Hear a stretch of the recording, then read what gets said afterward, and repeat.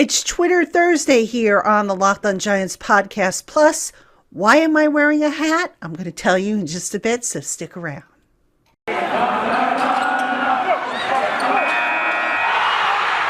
are Locked On Giants, your daily New York Giants podcast. Part of the Locked On Podcast Network, your team every day.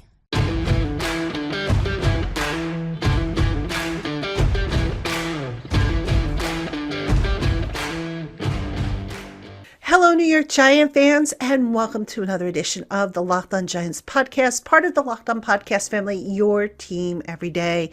My name's DaEntertainah, and thank you so much for making us your first listen of the day, or if you're watching on YouTube, your first watch of the day.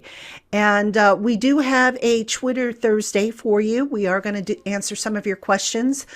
Before I get into that, a couple quick notes. You're probably wondering, why am I wearing a hat? Long story short, folks, I lost the bet. That's right. For those who probably don't know this, because I don't think I've ever mentioned this, but I am not a big fan of hats, especially in the wintertime. I just hate wearing them.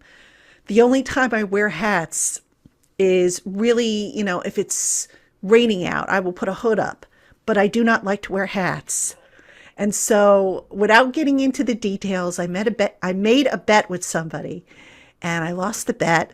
And the bet basically, if I lost it, was that I would have to wear a hat on my next show. Well, here we are. I lost the bet. Here's the hat. It is what it is. So hope you don't mind. The content hopefully will still be good enough, hat or hatless. And can't wait to get into your questions. And a couple of other things before I jump in real quick. John Mara did speak to the media on Wednesday, talked about, what's going on with the team and whatnot. And I'm going to put some links in the show notes because really, I've covered that really detailed regarding, and I have some video clips as well regarding what he said. But basically, some of the topics he hit on is his family's presence in the front office and what their roles are. He talked about, why he decided to make the move and how this was just the lowest part of, the lowest point in his, all the years he's been affiliated with the Giants. So if you want to catch up on that, and I know, a lot of people have covered that, but I'll throw some links into the show notes if you want to catch up on that. Really not a whole lot I can add to what he has said other than the fact that for those of you who keep bemoaning the fact that his brother and his nephew are in the front office, it's not going to change. So, we can sit here and we can complain until the cows come home from Capistrani. It's not going to change. It is what it is. So, that said, let's get to the point of today's show, which is your questions.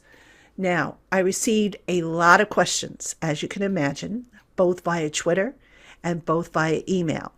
Some of the questions no longer apply because, there were questions regarding if Joe Judge comes back or should the Giants fire Joe Judge. So any of those questions I kind of tossed out because they've been answered already. Now, because I received so many questions, I'm actually going to have to do 2 installments of this mailbag.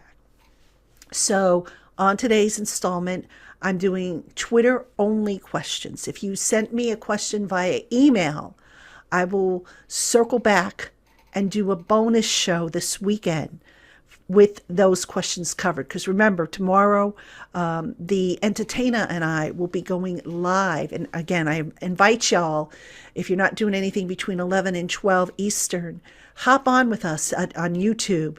And we'll take your questions as well. And we got a lot to talk about. And, you guys I know have seen DaEntertainah before. He's been a guest on this show. Terrific guy. And I'm really, really looking forward to doing that show with him. And I hope y'all will join us for that program. So, all right. So again, if you don't get your questions answered today because you emailed them to me, sit tight. They're coming up. I'm going to do an extra show because I'm not going to leave y'all hanging. Let's get into the Twitter questions. And first off is a question from Ashley, who asks, can you give John Mara a grade for his performance as an owner? Clearly, he is a huge part of the problem. Ashley, that's a good question.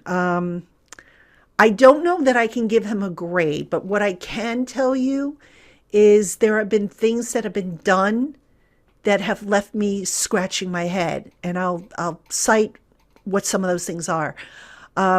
First off, I thought the last hiring cycle with the GM, when they basically interviewed three people from in-house and Louis Riddick, who at the time was with ESPN.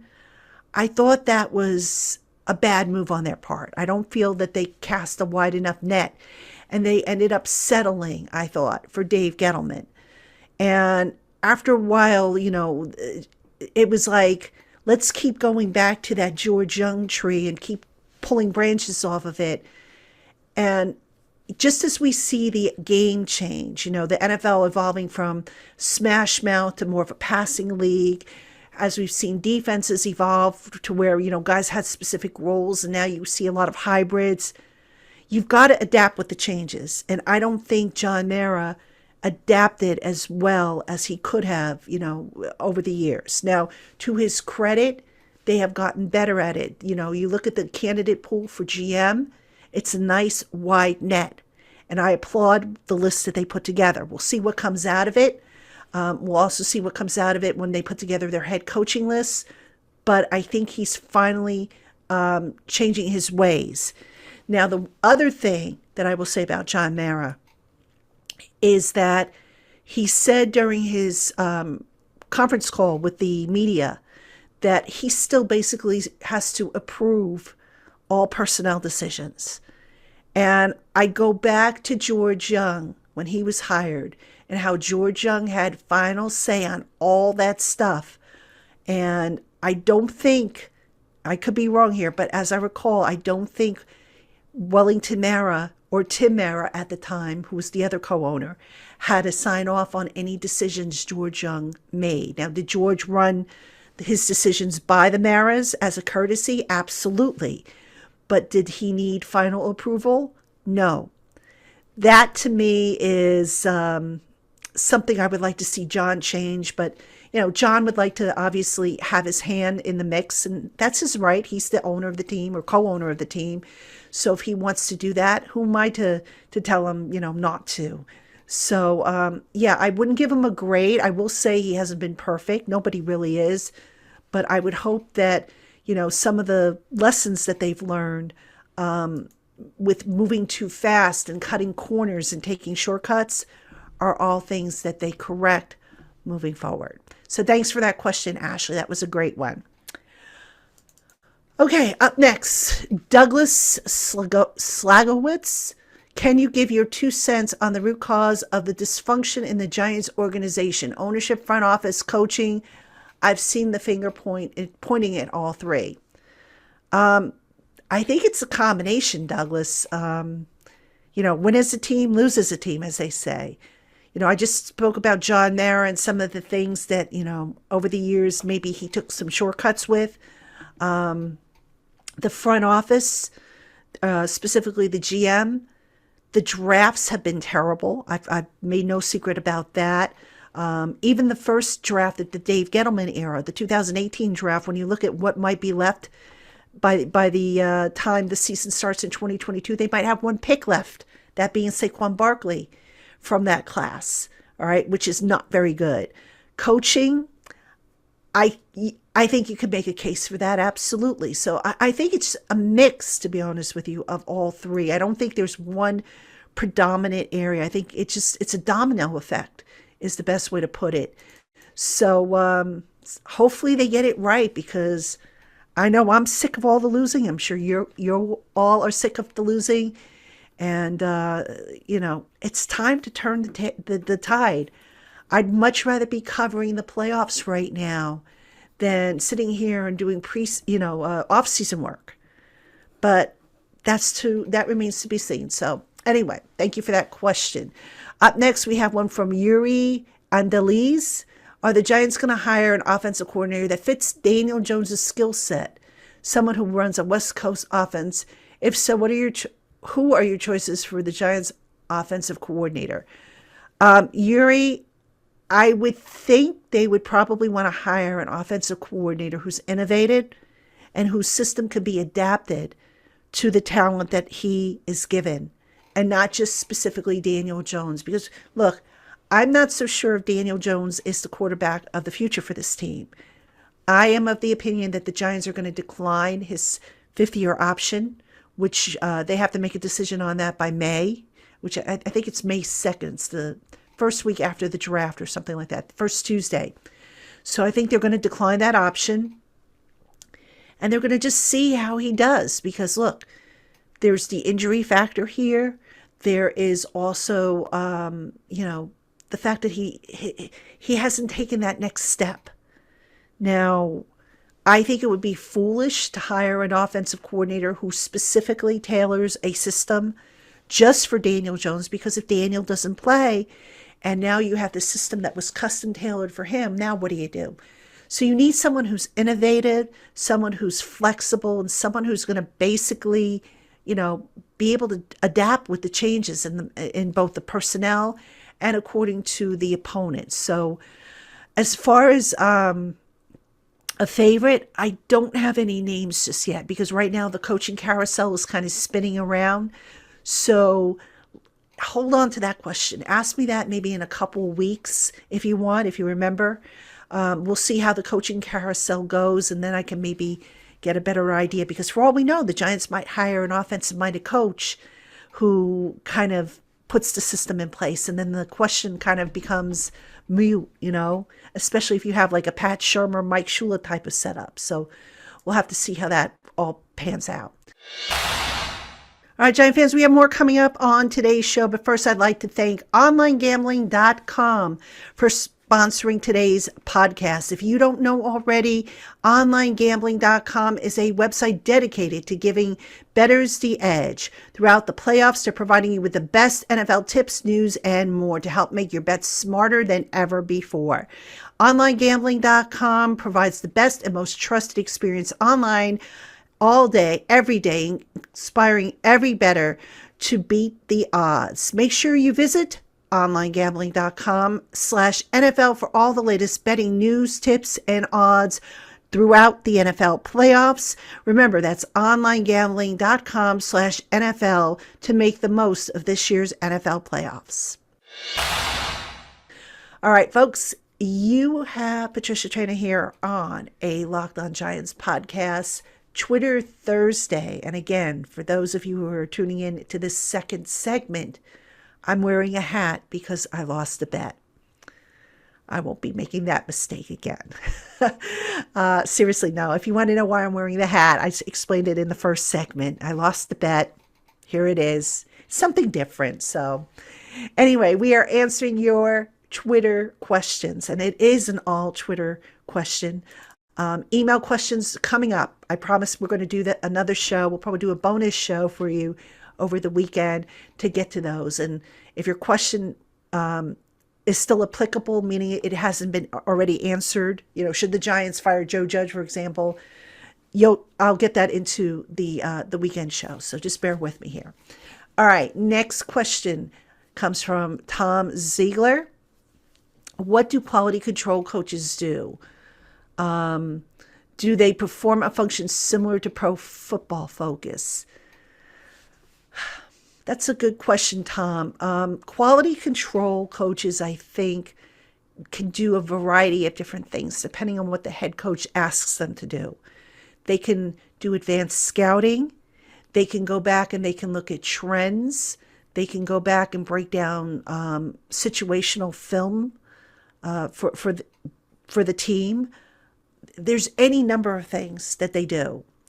I wouldn't say that what they do is similar to what Pro Football Focus does. I think that's part of it, but there's also more involved. It's, running stats, developing trends. It's basically, if you worked in a company and you had a quality control specialist, that person's job would be to make sure that your processes and what you're doing meet certain expectations and standards. So that's really the best way I can describe that to you. Without getting too detailed into it, because again, every coach has different expectations for their quality control people. And, I'm not sure what Joe Judge had his quality control specialists do, but clearly, as you said, things were getting worse. So we'll see if there are quality control specialists on the next staff. So, all right, up next we have a question from Cesar Espejel. Hope I said that right. Who asks, what would you like to see in a new GM and or coach in case Judge is out, which he is, in the state the Giants are currently in? Okay, Cesar, thank you for the question. I want to see a new GM who is a star when it comes to personnel evaluation, who has a solid track record. All right. And when I talk about a solid track record, I mean someone who participates in the draft or free agency. And actually, let me start with the draft. Somebody who participates in his team's draft, where those draft picks, a lot of them are getting second contracts and not being jettisoned out after one contract. I want to see someone who can find value picks later on in the draft. I want to see someone who doesn't reach for picks early in the draft because, a name sounds sexy. I want to see someone who can, not necessarily rubber stamp what the coach wants, but be assertive enough to say, hey, look, I know you had this guy at your former team, but I think this guy is going to be better for what we are trying to do. So I don't want to see somebody who's kind of passive in the role. I want to see someone who can, who has a basic idea how to manage the cap, but he doesn't necessarily have to be a cap specialist because you can't hire people to do that. But it sure would be a bonus if he at least knew how to do that, to the point of, they don't end up overpaying or screwing themselves with the cap with these ridiculous contracts that totally inflate in their second year, like the Giants are facing now with some of their contracts. So those are some of the things I'd like to see from a GM. And from a media perspective, I'd like to see someone with a personality. I mean, say what you want about Dave Gettleman. The guy had a personality. And actually, there were many times I sat there and I chuckled at stuff he said because I found him entertaining. Now, unfortunately, as far as doing the football stuff, didn't work out. There was maybe a tad of arrogance, I think, at times with certain things, which, by the way, is another trait I hope that the new GM doesn't have, is you got to have a degree of humbleness. You can't sit there and say, I'm smart and the rest of you are stupid. I just don't think you can do that because you're going to turn a lot of people off. As far as the head coach goes, probably a lot of the same characteristics. I'd want to see someone who doesn't come in with ready to recite a script. Someone who's a little bit more honest. I think Joe Judge tried to be as honest as he could with the media, but after a while, when you kept hearing the same thing over and over and over, it was like, after a while you were like, Joe, not everything is as rosy as you're painting it to be. So I'd like to see someone who's maybe a little bit more in touch, at the risk of sounding unfair, but I have to say that my favorite head coach to cover so far has been Tom Coughlin. Once Tom Coughlin, of course, got over his early career grouchiness, Tom was honest, I think. Tom was not afraid to express what was going on. Tom gave lengthy, decent answers. He didn't sugarcoat anything. And what I also liked about Tom is that when the team won, he was quick to deflect any credit and put that on the players instead. Whereas when they lost, he was quick to take the blame. So I respected him from that. So, I would not mind seeing a Tom Coughlin too in the next head coach. But he has to, of course, be a good people manager, not just, with players, but also dealing with the media is part of the job, whether people like it or want to hear it or not. And someone who's creative enough and willing to adapt and who can be his own person and not try to be, somebody maybe he's not quite there. I felt like Joe Judge just never really had his own identity. I almost, detected a lot of trying to be Nick Saban or Bill Belichick, and it just didn't work because there's only one Saban, there's only one Belichick, And maybe Judge would have developed his own personality in time, but I just didn't see it initially. So thanks for that question. That was a great question. All right, up next, Elizabeth Contreras asks, would you rather be a head coach or a GM? Ooh. Neither. I don't think I'd want to be either position, to be honest with you, Elizabeth. But if I had to choose, given that I like to do salary cap work, and given that I've taken more of an interest in the draft process, and I'm not saying all my picks are always spot on. I know sometimes I beat I pound the table for picks, and people are like, "What the heck are you talking about? Why are you pounding the table for this one?"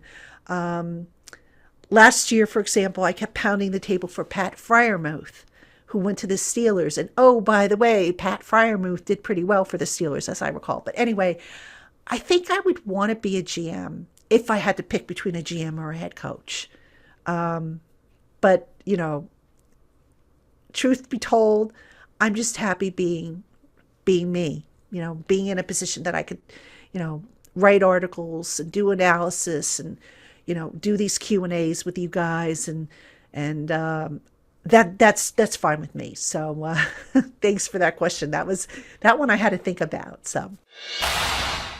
All right, Giant fans, we have more coming up on today's Locked On Giants podcast. But first, I want to tell you about the Get Upside app. You can get up to 25 cents per gallon every time you fill up at the pump with Get Upside. That's right. All you have to do is download the free app from the Google Play Store or the App Store and sign up for an account. And when you use our special promo code Touchdown, you will save 50 cents per gallon on your first fill up. It's so easy to do, and this savings really adds up.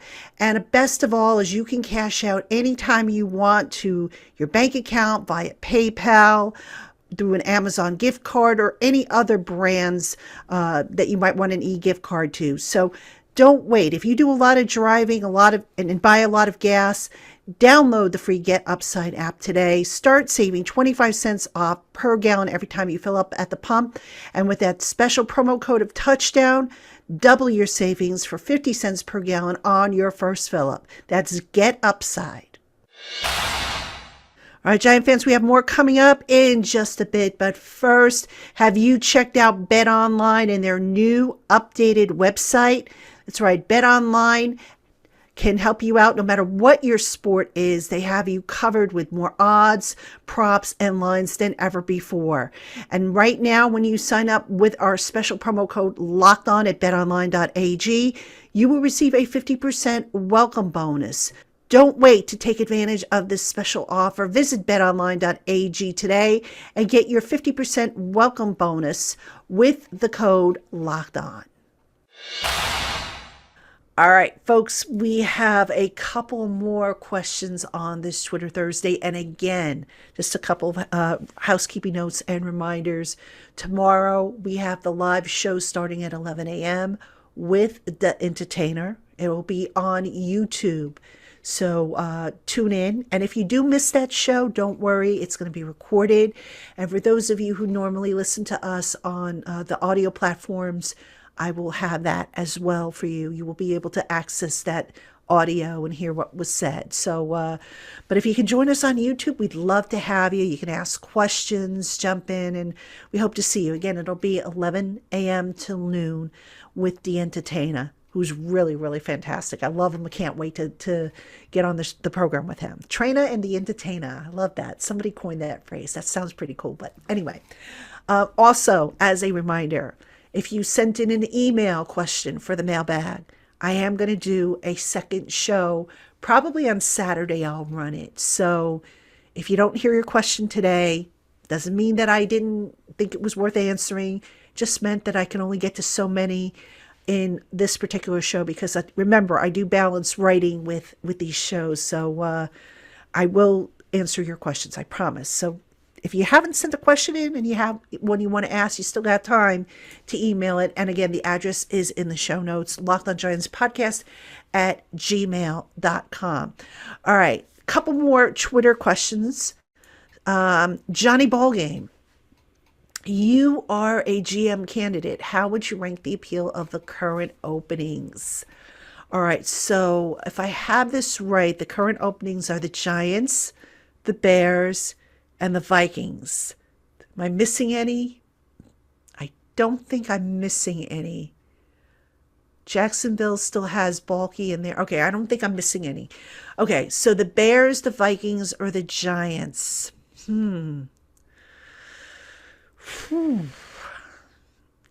I am going to say probably, gosh, this is a tough one. And I'm hesitating here because I don't know the full extent of the Bears and the Vikings personnel situations. But look, the Bears have a nice young quarterback who can be their future. I think the Vikings quarterback situation, I think they've got one more year of Kirk Cousins and that guaranteed contract that he has. So I'm not a big fan of that. I would say the Giants, and I'm not going to say the Giants because I'm most familiar with that, but the Giants have a chance, as a GM candidate. I think that GM has a chance to really reshape this roster into something special. I mean, they've got 9 draft picks as of this recording, and I believe 5 of them are in the top 100, which is pretty good. That means if you can't shape or start to shape the direction of the roster, then something's wrong. So I think that would be appealing to me. I know the cap situation right now isn't the greatest, but that can be fixed. It's going to necessitate basically one year of sacrifice to fix it, but it can be fixed. So yeah, I think I would go with the Giants, to be honest with you. So thanks. That was a good question. You guys ask such great questions. I love it. So thank you. Thank you so much for that. All right. Last question comes from Daniel Jones Burner. Who is your dream choice for the next Giants GM? Wow. You know what? I'll tell you what. I was most excited to hear about Joe Schoen of the Buffalo Bills being one of the candidates. But I gotta be honest with you. I mean, without really knowing what they stand for and how they might fix this team, that's a tough question to ask. But that said, I would have no problem with Joe Schoen. I would have no problem with Joe Ortiz from that Ozzie Newsome tree down in Baltimore.